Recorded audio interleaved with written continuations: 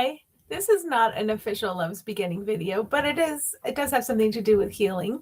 So I wanted to send a video thank you to somebody who posted a comment where I made a post on Facebook, and I couldn't find a better format than this. I tried one and it didn't work, so that's why I'm going live here. But it does have something to do with healing, so go ahead and listen if you want to hear about it. So I posted on a Facebook group a post about, I don't remember what it was called.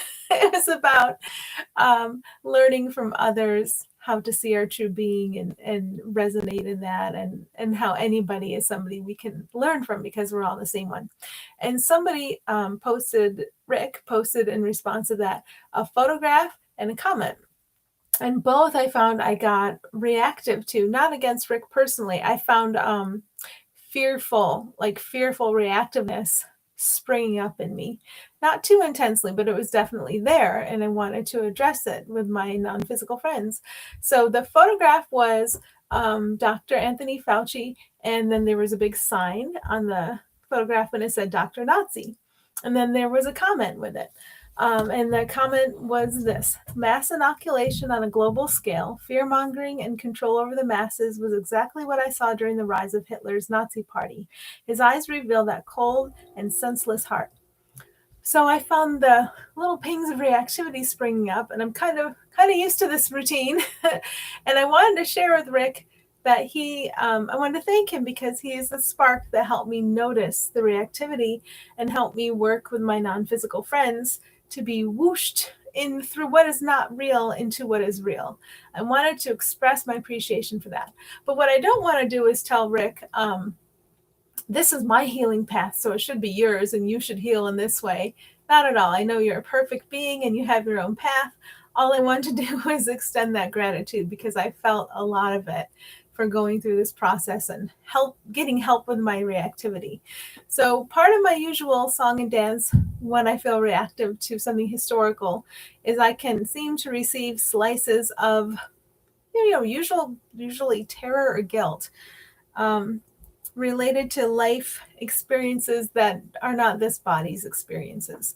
So they can very often be sorted out into victim and aggressor ones. So in this case, what I felt very strongly was guilt that I couldn't save my family. I felt like even though it looked like I was the innocent party, I should have been able to do something. If I had lived a better life, I should have been able to do something to protect my family, and I felt helpless. And then in the aggressor role, what I felt I experienced was the same thing, the motivation to protect the family, and the idea that being caught up in this robotic machine was the only survival mechanism. What I didn't understand was how loved I am and was, how cared for I was, and I didn't understand that it's okay if the body dies. I thought keeping the body alive was the primary motivator there, and I did the best I could in that system. So both of those came up for me. And then, so my non-physical friends take me deeper, deeper, deeper down, down, down. And they remind me that what we have going on here is the equivalent, the metaphor of the virtual reality game is a good one. So it's like that.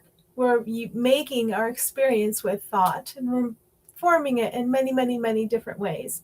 And what they want me to know is that I can meet many, many versions of the characters I think I see that are static characters. And when I think thoughts about other beings or other characters, it's like I'm pulling the slot machine lever, and then I'm letting the tumblers settle into place according to the thoughts I'm believing now.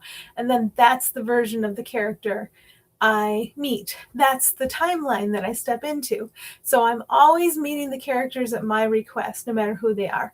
So when I look at Dr. Anthony Fauci, if I think of him as good, I have to get over that, because he'd be good in contrast to somebody else's bad.